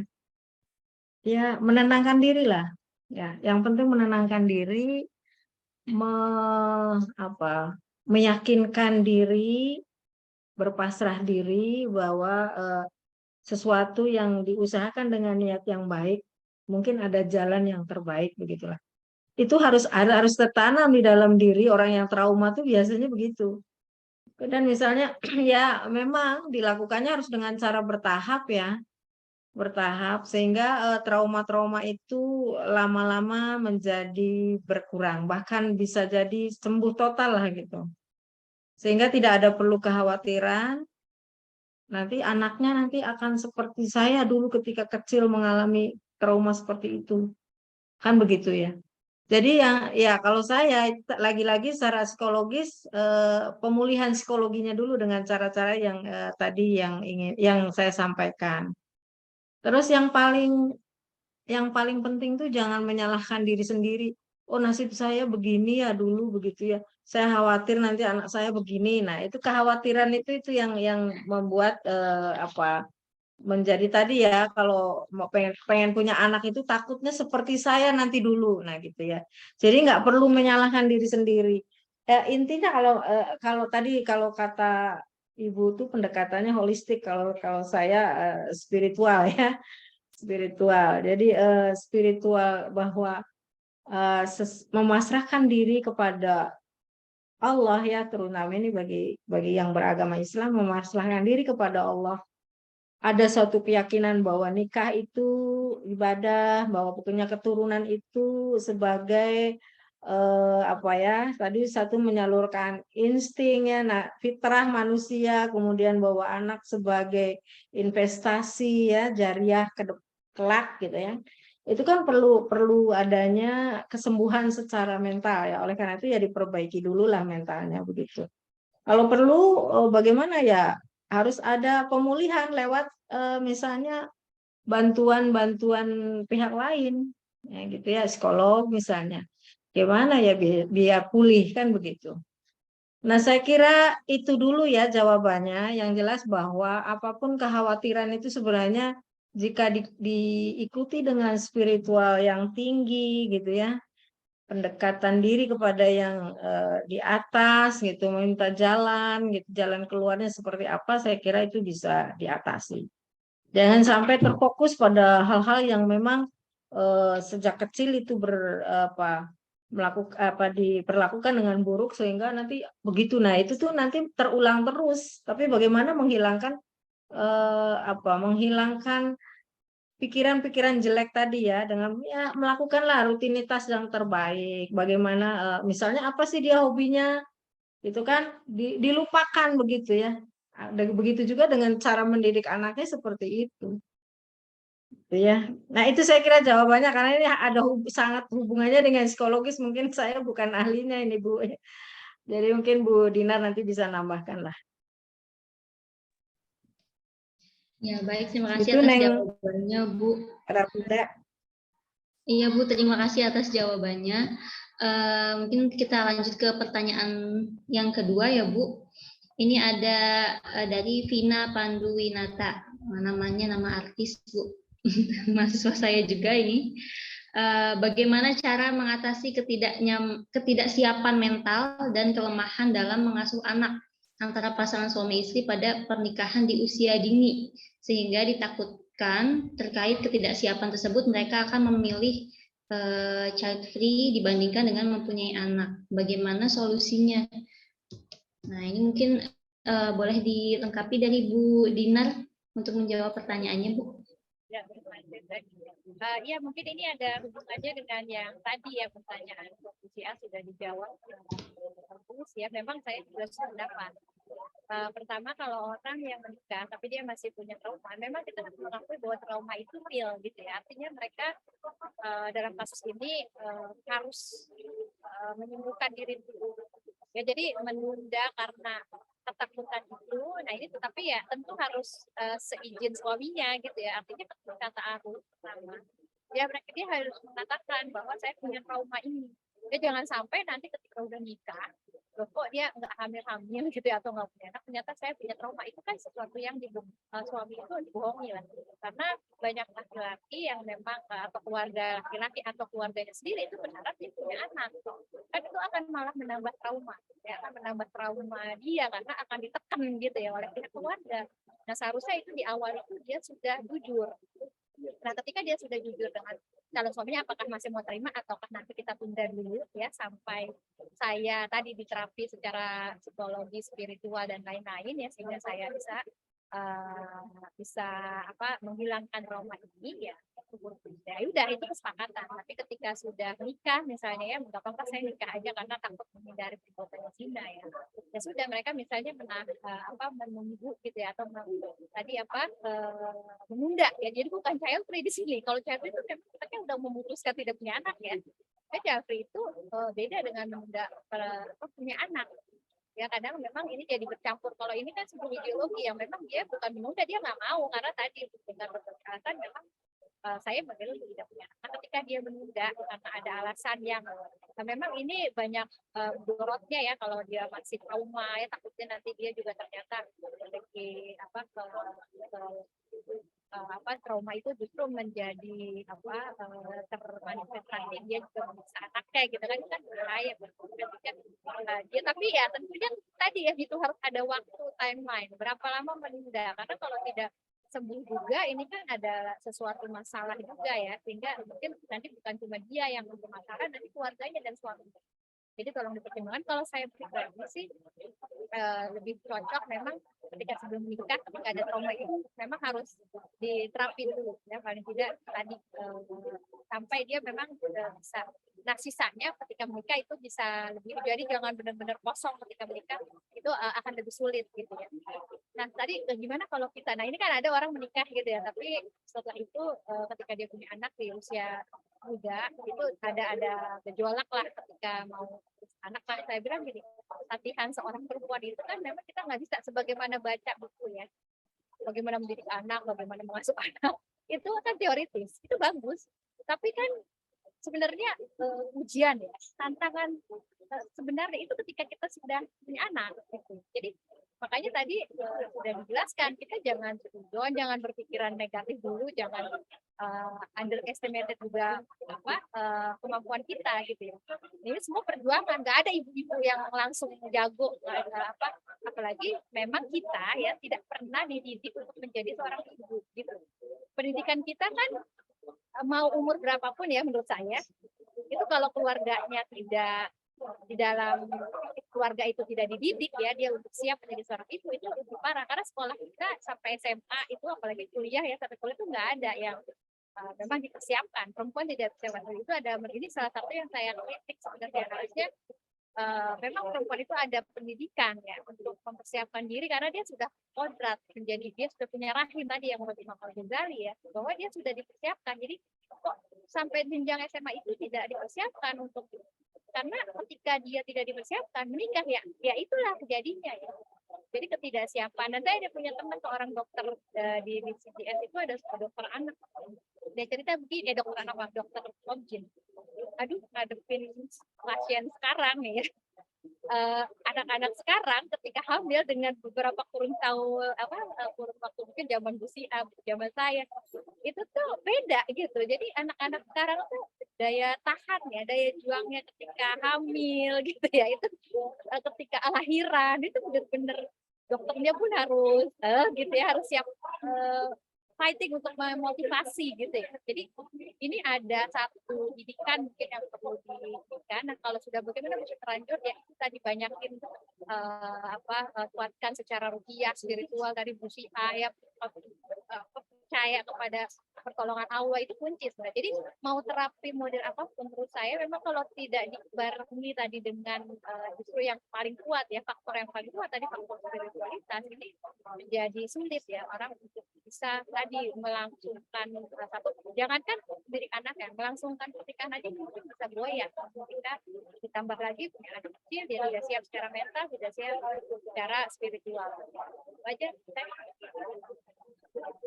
Baik, berarti intinya tetap Neng, positif. Rafida, Ya, Bu. Ibu boleh, Iya, Ibu. mohon maaf, boleh nambah tentang usia dini itu, Neng? Iya, mangga Ibu. Ya, baik. Jadi memang begini, secara struktural bahwa pemerintah menetapkan batas usia perkawinan itu dalam rangka, ya salah satunya supaya siap secara psikologis dan secara fisik dan psikologis kan. Makanya batas usia perkawinan itu minimal menurut Undang-Undang Nomor 16 Tahun 2019 ya, perubahan atas Undang-Undang Nomor 1 Tahun 74, itu batas usia minimal itu 19 tahun, begitu kan? Jadi istilah nikah dini itu sebenarnya perkawinan di bawah usia itu, di mana mental ya secara psikologis tadi, fisik juga belum siap. Sehingga di situ ada hal-hal yang memang saya kira yang berpengaruh terhadap kesiapan seseorang untuk memiliki anak, begitu kan? Nah, ya hasil riset juga kenapa misalnya, mohon maaf nih, tingginya angka perceraian di Indonesia salah satunya karena faktor tingginya juga izin dispensasi nikah di pengadilan itu. Ini ada hubungan yang sangat signifikan antara dispensasi nikah dengan tingginya angka perceraian, begitu nih. Satu itu. Ya karena apa? Karena secara fisiknya kan, secara psikisnya dia belum siap gitu. Itu ya. Jadi saya kira pengaruh dari ketidaksiapan itu sangat tinggi ya, sangat tinggi. Itulah makanya secara normatif pemerintah menentukan itu dalam rangka supaya pasangan itu siap. Hanya persoalannya kan begini, jika tidak diizinkan juga dilema. Kenapa dilema? Pengadilan agama, hakim ya maksud saya, ketika diwawancara kenapa diizinkan begini, kenapa tinggi gitu ya. Kenapa tinggi? Di Indonesia kan paling tinggi perkawinan di bawah umur itu kalau di PA dicatat itu di Bima pengadilan agama di NTB, Nusa Tenggara Barat itu paling tinggi ya, termasuk Jawa Barat ini juga masuk pada rekor kedua ya dari perkawinan di bawah umur itu ya. Nah, inilah yang menyebabkan tadi saya katakan belum siap secara fisik dan psikis. Sehingga norma yang diatur itu mestinya begitu. Di satu sisi memang kalau tidak dinikahkan juga bermasalah, sebab kebanyakan orang yang minta dispensasi perkawinan itu karena kecelakaan by accident ya, sebelum pernikahan itu kebanyakan begitu. Jadi satu itu, kedua terjadinya pelanggaran karena tadi demi kemaslahatan begitu ya. Maksud saya gini, betul bahwa batas usia perkawinan ditentukan oleh pemerintah, tapi jika masyarakat tidak lewat jalur dispensasi pengadilan agama, mereka melakukannya ke KUA. Serba salah orang KUA itu loh. Kalau tidak diizinkan, ini sudah hamil duluan itu kan, itu persoalannya. Nah ini jadi ada banyak hal yang perlu diselesaikan dalam konteks ini ya. Tidak hanya kesiapan nanti kalau nikahnya masih kecil yang nggak akan diizinkan kan, nikahnya masih kecil kan gitu ya, maksudnya di bawah usia perkawinan sesuai dengan undang-undang. Nah itu kecuali ya itu tadi ada banyak pelanggaran tapi demi kemaslahatan lah gitu ya. Kalau tidak dinikahkan kan anaknya nanti tidak ada hubungan hukum dengan kedua orang tuanya. Kasihan juga kan gitu. Mungkin ini orang-orang KUA itu seperti itu. Kalau itu tidak lewat jalur pengadilan. Bahkan di pengadilan pun seperti itu.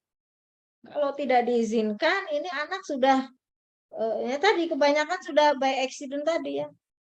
Itu jadi ini dilema juga. Nah, itu jawaban saya ya. Intinya bahwa dengan regulasi ya adanya 19 tahun minimal. Bahkan kalau Jawa Barat itu Pak Ridwan Kamil mengatakan bahwa untuk Jawa Barat perempuan 21 tahun, laki-laki 25 tahun, gitu kan.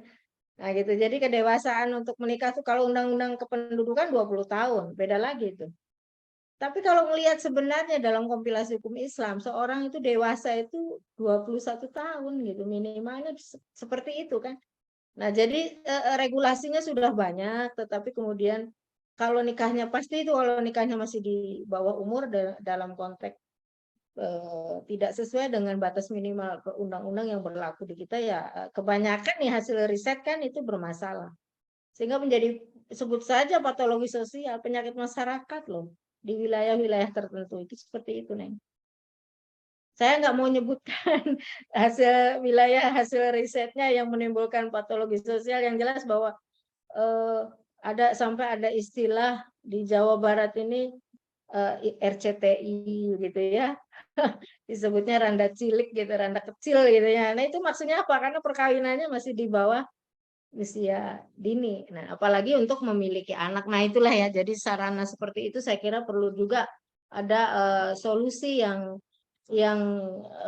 bisa mengentaskan gitu ya bagaimana di masyarakat ini supaya tidak melakukan nikah di bawah umur gitu. Kedua ya nilai-nilai moral yang perlu dikembangkan gitu di masyarakat. Ini kan degradasi moral yang begitu ya. Karena rendahnya degradasi moral sehingga ya dilema juga bagi orang ya struktur itu maksudnya yang punya kewenangan kan gitu. Hakim atau KUA. Nah, itu saya kira nambahkan aja nih ya. Ya, baik Bu, terima kasih atas lengkapan jawabannya.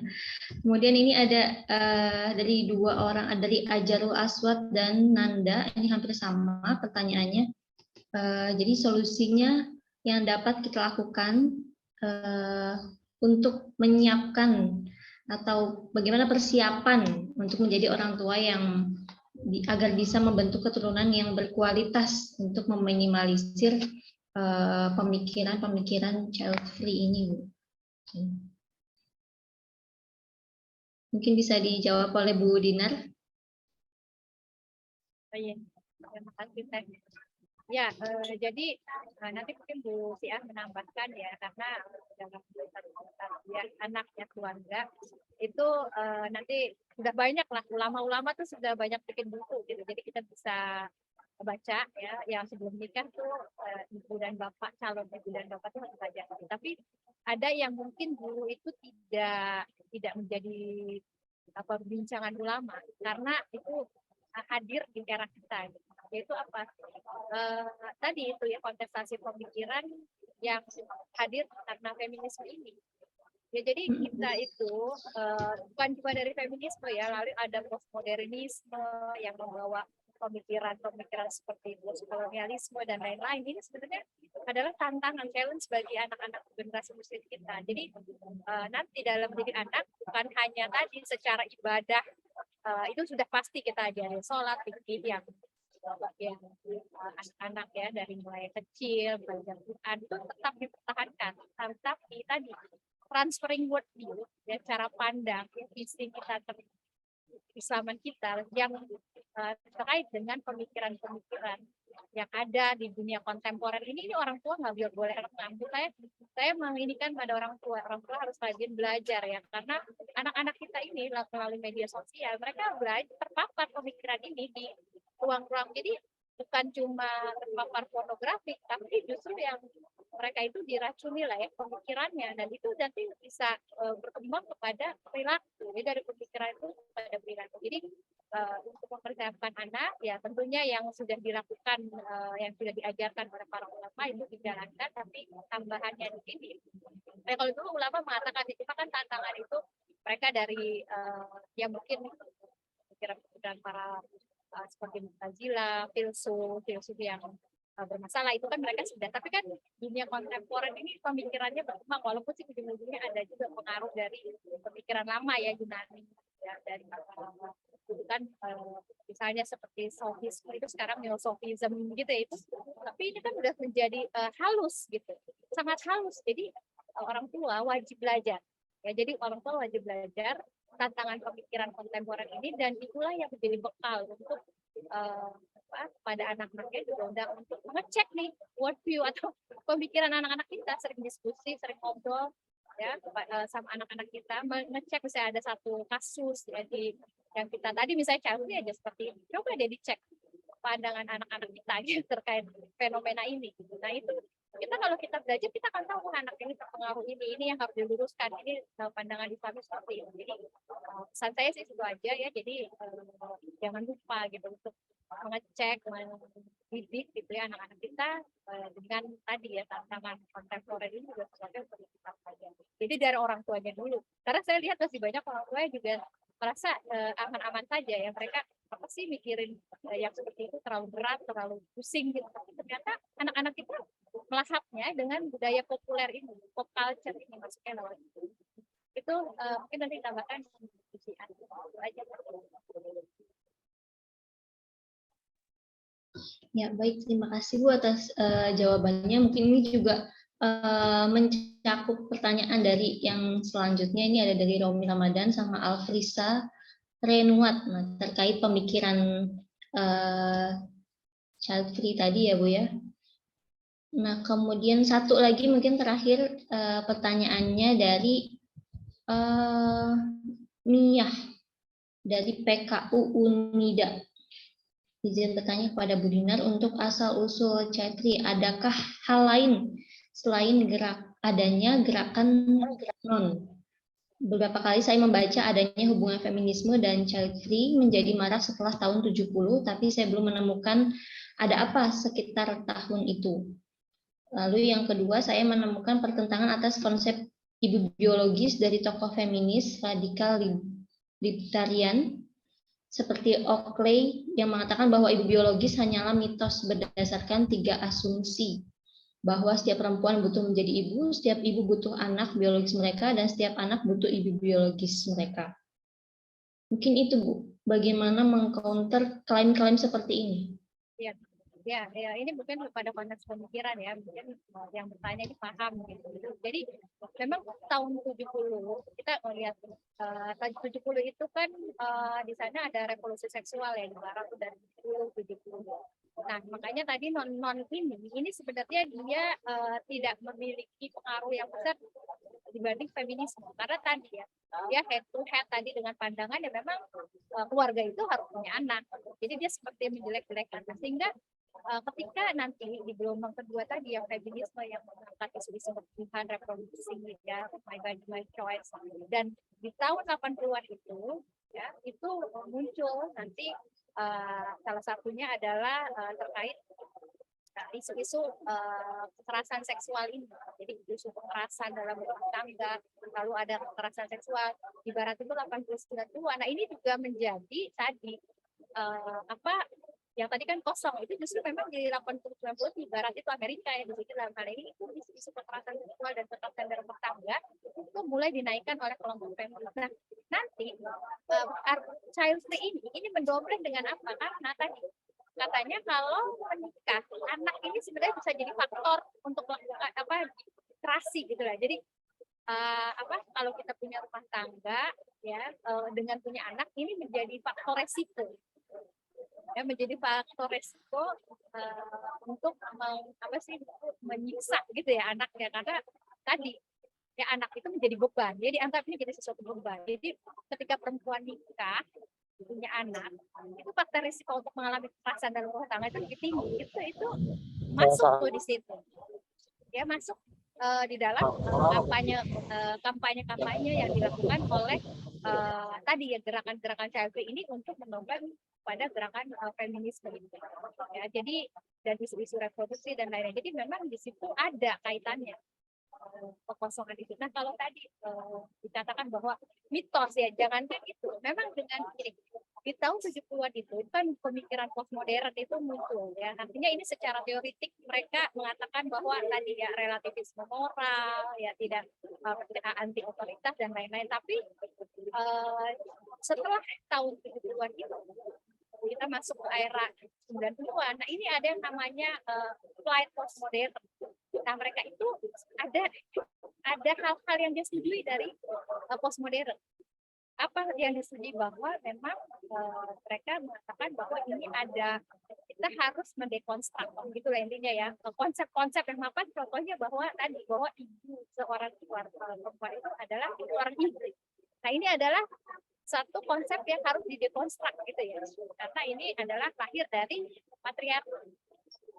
Ini yang diambil dari postmodern, tapi bagi mereka ketika hanya pakai postmodern itu tidak bisa ada pemaksaan dalam ideologi, karena postmodern itu kan relativisme. Jadi ya udah kalau di Islam memang keluarga itu menjadi sesuatu yang penting, harus berkeluarga, misalnya harus pakai jilbab, itu pilihan ya, itu nggak boleh bagi mereka itu relatif yang bagus aja gitu. Nah, makanya para feminis thinker ini mengatakan itu nggak akan bisa jalan, ide-ide feminisme nggak akan bisa jalan dengan postmodern ya. Makanya mereka menganggap postmodern itu feminisme itu ada aspek postmodernnya di dalam mendekonstruksi tadi ya, konsep-konsep yang dianggap tadi patriarkis.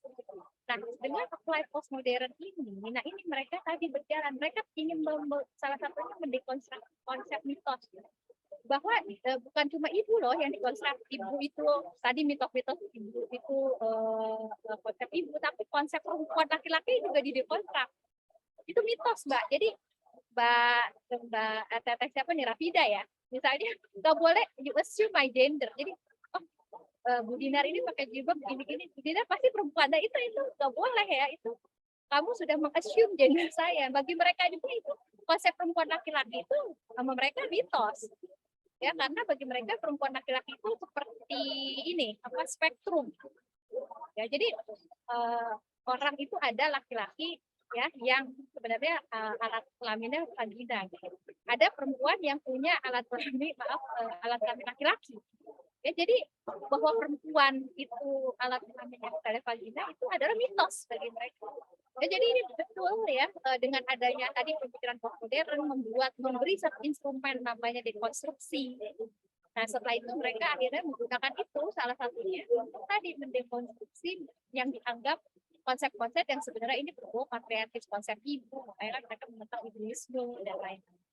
Banyak yang konsep perempuan aja mereka dekonstruk ya, mereka gugat gitu ya. Ini mitos, semua mitos ya, kan akhirnya lari kemana. Jadi mungkin panjang ya kalau di sini kita bicara soal itu, tapi ini betul ya, ini sesuatu yang penting. Makanya tadi orang tua itu harus siap juga berhadapan dengan anak-anak nanti ketika kita itu nggak bisa lagi nyuruh jangan itu nggak bisa begitu, tapi itu kita harus bisa berargumentasi dengan anak-anak kita secara filosofis itu Teh.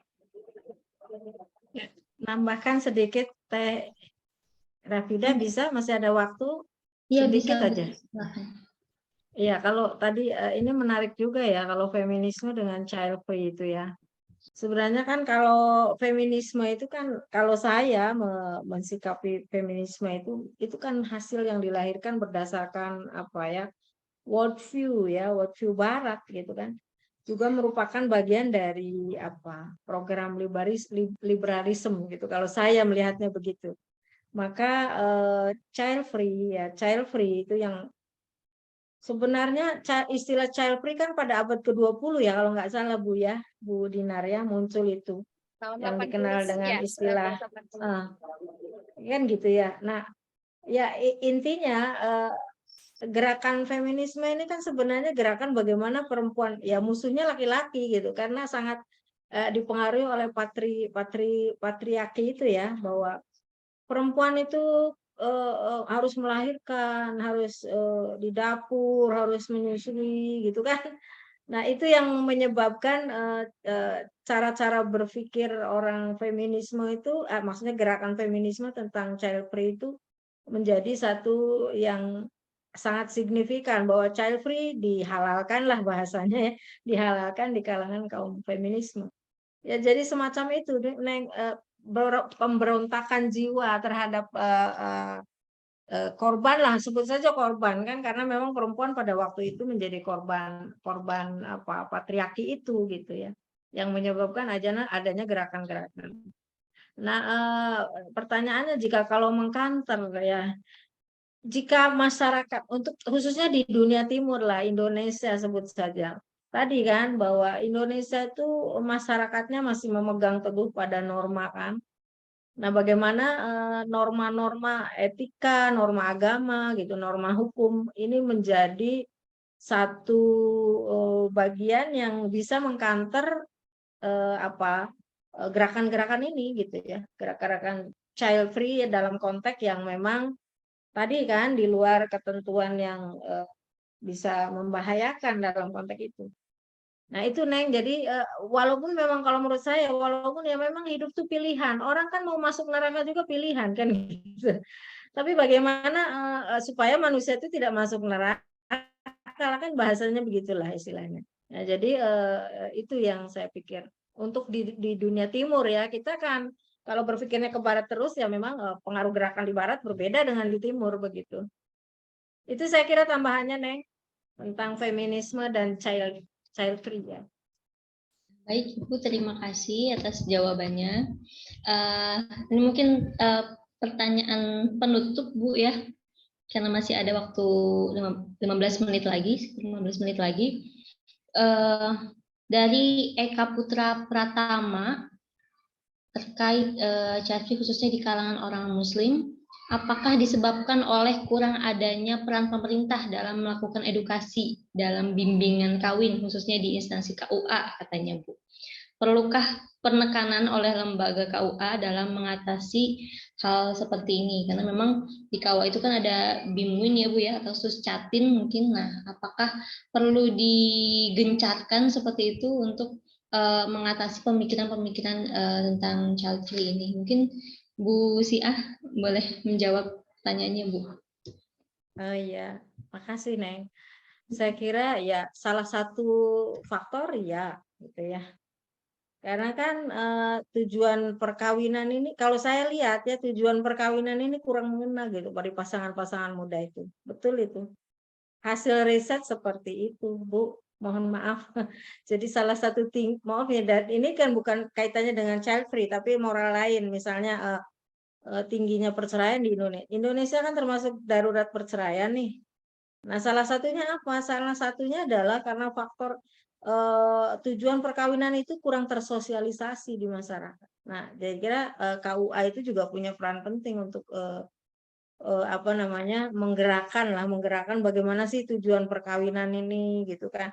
Bagaimana kalau perkawinan menurut Islam itu tujuannya salah satunya ya harus memiliki keturunan kan begitu. Keturunan yang mana? Tadi itu kan yang saya sampaikan di atas ya, bahwa dalam konsep Islam itu seperti itu. Dalam Quran begini. Nah, itulah maksud saya. Jadi ya betul. Kalau saya melihat konsep ini berdasarkan fakta ya, bahwa KUA memang punya peran penting, bahkan langsung itu. Persoalannya Catin ini jarang dilaksanakan, kadang-kadang seminggu 2 kali gitu teh mau ditanya wumpul calonnya siapa, ininya siapa, begitu doang, Neng. Jadi tidak ada bimbingan khusus tentang apa sih tujuan perkawinan yang sebenarnya itu begini konsepnya. Jadi betul ya, jadi ada kualitas yang harus ditingkatkan ya untuk mengkanter hal-hal yang negatif di kalangan masyarakat terkait dengan child ini, hubungannya dengan peran orang-orang yang di KUA itu gitu ya, terutama penyuluh tuh, termasuk ya penyuluh, termasuk penghulu, karena memang KUA itu kan ada 19 tupoksi kalau nggak salah. Nah, salah satu tupoksinya itu bagaimana syariat Islam itu bisa tersampaikan di masyarakat, termasuk Catin gitu. Itu mungkin ya secara singkat jawabannya itu. Baik, alhamdulillah kalau begitu kita sudahi saja Bu yang bertanya. Mohon maaf ini para peserta yang lain yang tidak sempat dibacakan pertanyaannya atau sebagian digabungkan seperti itu.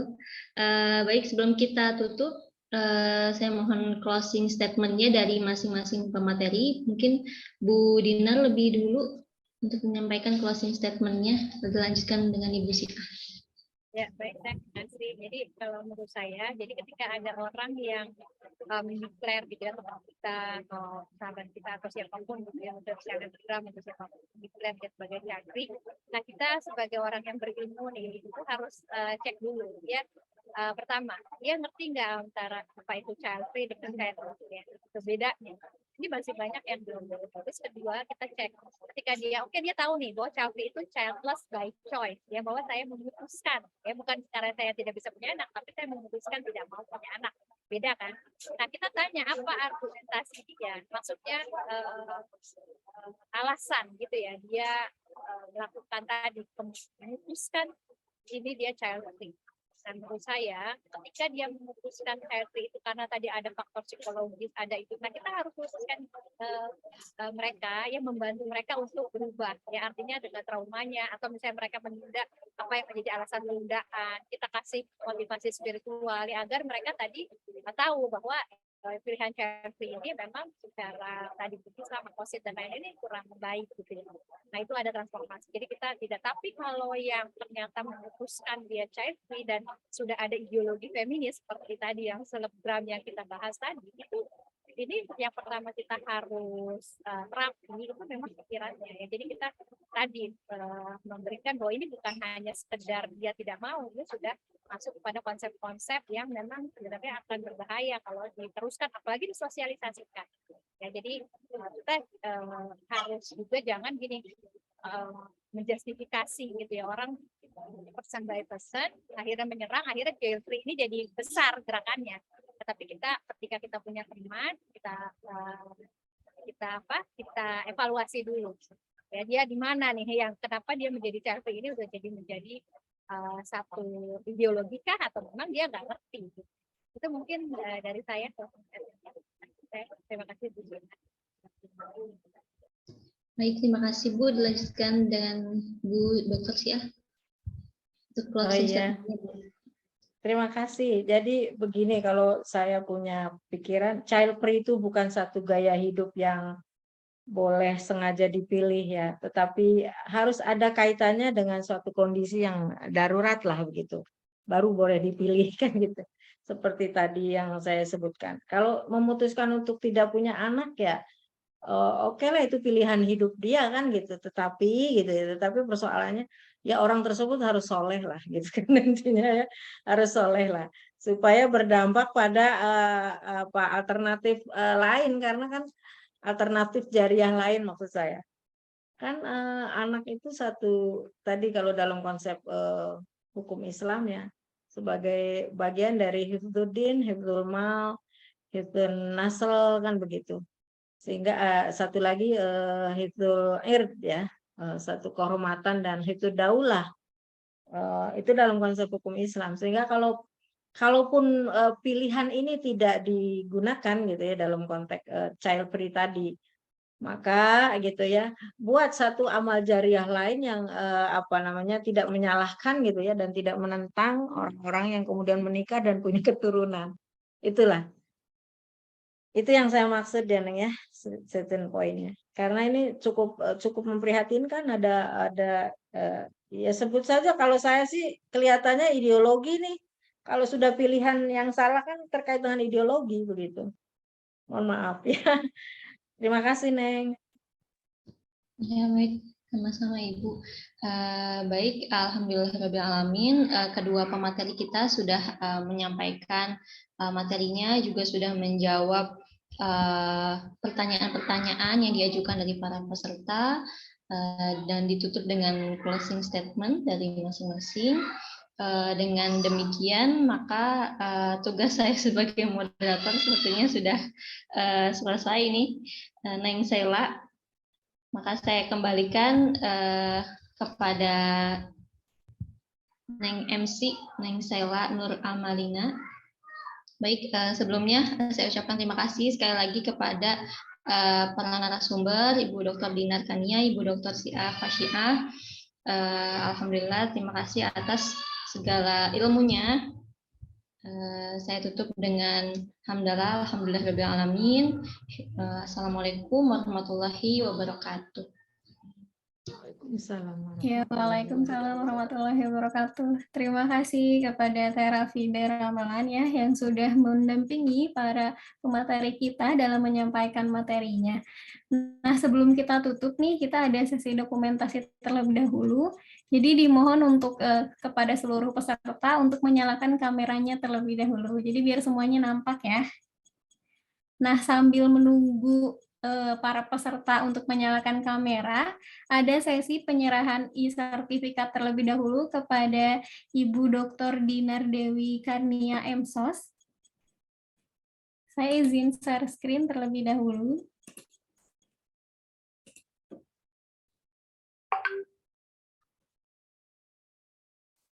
Ya, ini kepada kepada Ibu Dr. Dinar Dewi Karnia MSOS. Terima kasih Ibu sudah bersedia untuk menyampaikan atau membagikan ilmunya kepada kami semua di sini. Ya, terima kasih Teh, saya terima ya.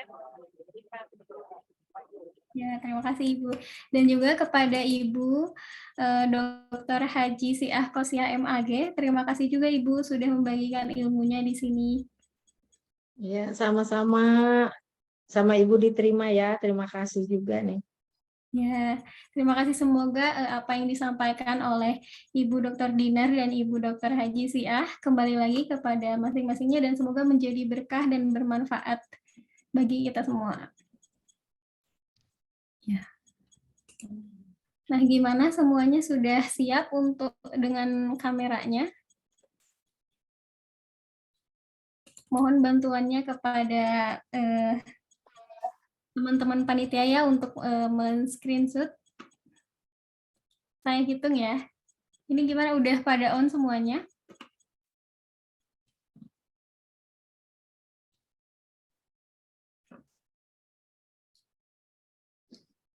Oke, saya hitung ya. 1, 2, 3.